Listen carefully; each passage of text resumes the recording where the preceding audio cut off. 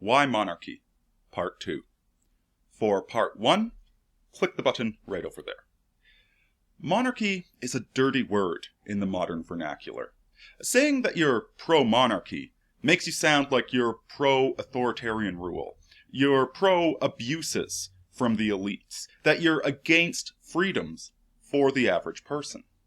It's sort of like saying you're anti-environmentalist. After all, everybody likes the environment. What sort of crazy person would be against the environment? And it's really just a question of how we're using the modern language and our ignorance of the etymology of all of these words. But to discuss monarchy, we first need to start by discussing what a myth is. In modern parlance, when we call something a myth, what we're saying is that it's untrue, that it's a fable, a fictional way that we want reality to be that is in contradiction with how reality actually is. But that's not what a myth is. The myth of a society, the myths of people, of religion, are absolute truths. They are universal truths that apply to all people and all situations on a meta level. They're not simple made-up stories. They are universal truths. They are things that dictate our perception of reality and our responses to it. Myths are absolutely foundational. And the idea that we're all materialists, we're all objectivists, we all finally have an accurate perception of reality, unlike all those crazy people from all of history, that is the modern myth. We have a myth that rejects myths. And so to talk about monarchy and democracy, what we're really talking about is the mythology of it. We are not discussing the practical day-to-day aspects. Voting, for instance. Voting is no more a part of monarchy than it's a part of every single other system. Any system on the planet is going to have voting. Quite frankly, take something as extreme as a military unit. A military unit is probably the most autocratic organization you can imagine, and yet even it has some remnant aspects of voting.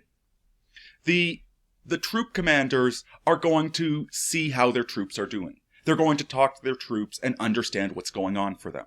And then the troop commanders are going to talk to the sergeant, who's going to talk to the sergeant major, who's going to talk to the captain. Every way, from the bottom up to the top, there's this trickle of information coming to the CO, and he's asking people questions to figure out what he should do next. Was this training exercise effective? What could I have done to make it a better training exercise? Any sane system is going to have these democratic elements. If you take something like the American Republic, the vast majority of people get to vote. Everybody except for children and criminals, essentially. If you take something like the British monarchy, only certain people got to vote. Only the nobility, the property holders got to vote. But in both systems, you are going to have a vote. Nobody has the exclusive truth, and nobody, except for the insane, thinks that they do. Anybody in any leadership position is going to be constantly asking for information from their subordinates. And that right there is the vote. Every system's going to have it. When we're talking about monarchy and democracy, we're not discussing voting. We're not discussing the legalities of how the system operates in particular. We're talking about the foundational myth that creates the whole system in the first place. So monarchy and democracy. What are the etymologies on these words? Well, they're both Greek, as I'm sure you already know. And the ocracy part simply means to rule. It's the words that go into the beginning that are the critical difference, the foundational revolutionary difference between these two systems. Demos means the people, the majority, the mob. Democracy is Greek for mob rule. It's when the mob mentality gets to define what reality is. Monarchy, on the other hand, monarch comes from mono, the one ruler but also the individual as the primacy in society. That the individual is ultimately what matters. Not the mass opinion of the mob voting for breads and circuses, but that the individual matters. In fact, this is the irony that people now think democracy is connected with all these rights and freedoms granted to the individual. But democracy does not care about that. The foundational myth of democracy is whatever the majority thinks. The masked man, the degenerate man. And if you look at modern culture, this is a democratic culture. Lowest common denominator is what democracy means. Monarchy means that the individual matters. That the individual should be given an opportunity for growth, an opportunity for development, and advancement. That the mob should never be able to silence and destroy the individual.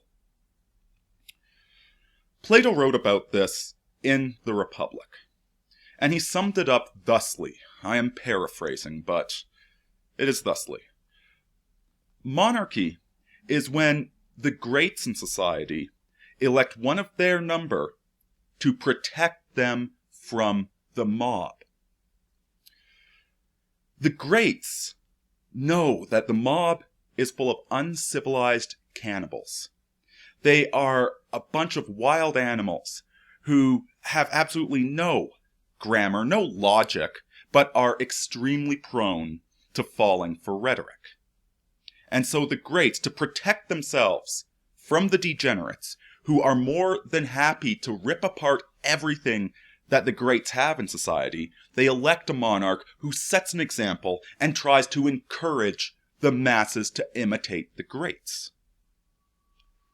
Democracy, on the other hand, is when the demos, the mob, the majority, sees the greats who have built themselves a peaceful, civilized society, who build themselves wealth, who build up beautiful homes, who enjoy high culture.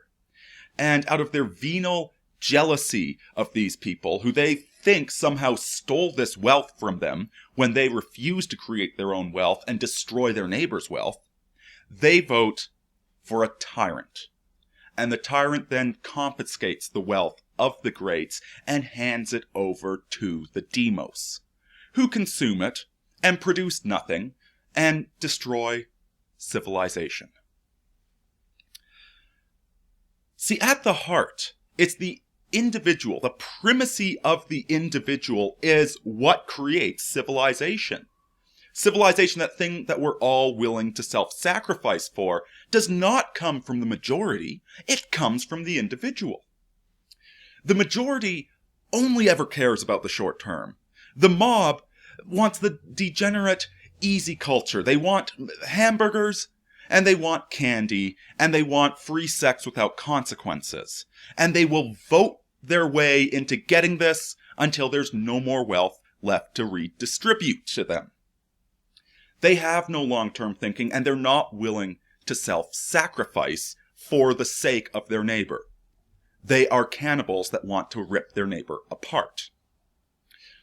The individual, on the other hand, the individual who celebrates their own existence, who uses their short life on this planet to better themselves, that's somebody that understands the value of existence. That's the person that is willing to sacrifice themselves, not for the state, but for the civilization. When you see mothers who are willing to tell their sons, come back carrying your shield, or on it, or not at all, those are women living in a society that celebrates the individual.